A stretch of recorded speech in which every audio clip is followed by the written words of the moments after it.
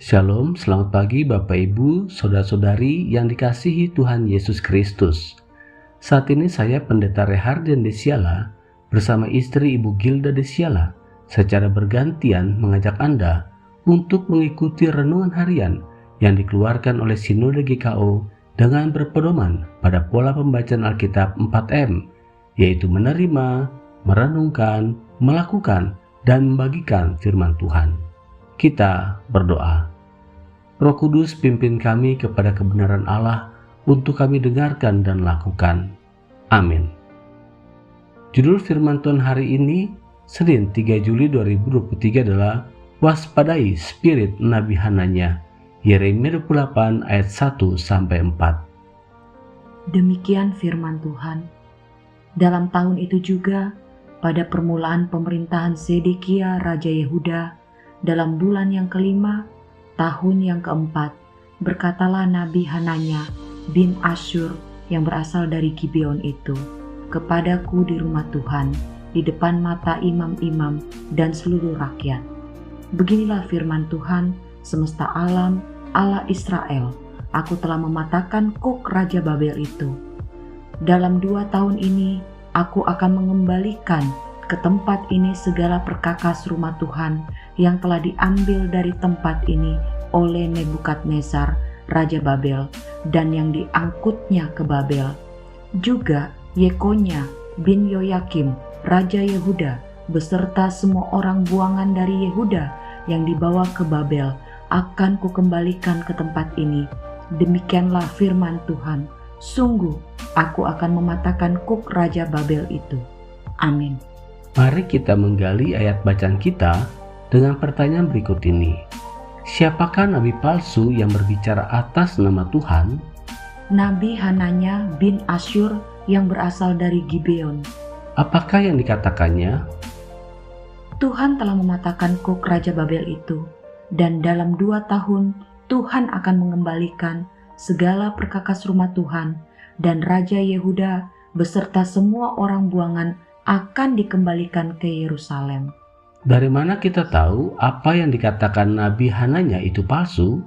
Dalam Yeremia 25 ayat 11-12 dan 29 ayat 10, Yeremia menubuatkan bahwa bangsa Israel akan menjalani masa pembuangan di Babel selama 70 tahun. Waspadalah terhadap spirit nabi palsu, spirit Nabi Hananya.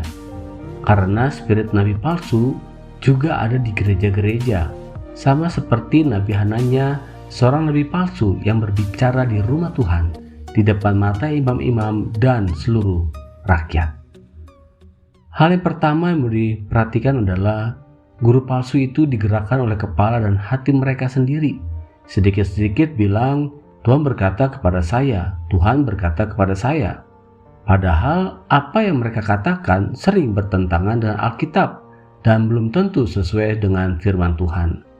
Yang kedua, guru palsu melampaui hukum Tuhan dan Injil untuk hal yang kelihatannya baik, tapi sesungguhnya tidak alkitabiah. Misalnya, mereka mengajarkan tidak memberi persepuluhan di kutuk Allah, dan memberi persepuluhan akan membuat kita semakin diberkati Tuhan.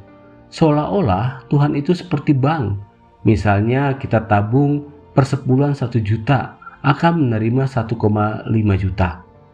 Yang ketiga, guru palsu itu selalu mengajarkan berkat dan tidak mau menegur dosa dan kesalahan orang. Mereka memotivasi hidup tapi mengabaikan dosa.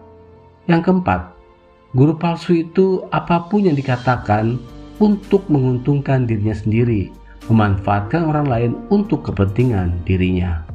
Sebenarnya agak sulit membedakan mana nabi asli, mana yang palsu. Bila kita tidak memiliki pengetahuan yang benar tentang sifat Allah, tentang firman Allah, tentang pokok-pokok pengajaran iman Kristen, kesadaran akan diri sendiri, dan kemampuan membedakan mana yang benar, mana yang salah. Ya, benar sekali. Oleh sebab itu, setiap kita diingatkan untuk membaca firman Tuhan secara teliti, serius, dan mendalam. Mengikuti PA, mengikuti kelas pemberitaan agar tidak terkena spirit Nabi Hananya. Sejak zaman Yeremia, zaman Perjanjian Baru hingga sekarang, fakta mengungkapkan bahwa manusia lebih suka akan pemberitaan firman Tuhan yang menyenangkan hati dan keinginannya, dan kabar itu belum tentu sesuai kehendak Allah. Ini yang disebut dengan spirit Nabi Hananya. Kalau khotbahnya keras dianggap menghakimi dan memberi kesan kalau Tuhan itu galak dan kejam.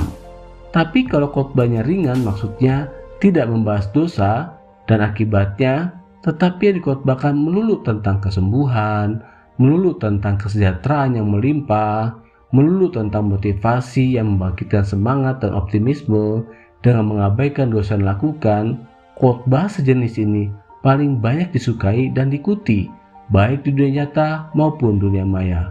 Ingatlah bahwa Tuhan Yesus sendiri tegas terhadap pengkhotbah dan orang Kristen jenis ini, yang tertulis dalam Matius 11 ayat 20. Lalu Yesus mulai mengecam kota-kota yang tidak bertobat, sekalipun di situ ia paling banyak melakukan mujizat-mujizatnya. Apa yang menjadi komitmen kita hari ini? Pertama, waspada terhadap pemberitaan nabi palsu atau spirit Nabi Hananya. Kedua, minta ampun kepada Tuhan apabila sebagai pemberita Injil memberitakan kabar yang tidak sesuai dengan kehendak Tuhan.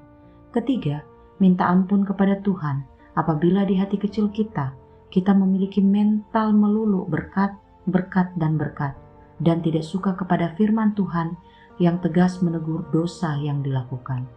Mari kita bagikan kebenaran ini kepada anggota keluarga kita, komsel, jemaat, dan teman-teman kita, agar mereka diubahkan dan diselamatkan. Kita berdoa.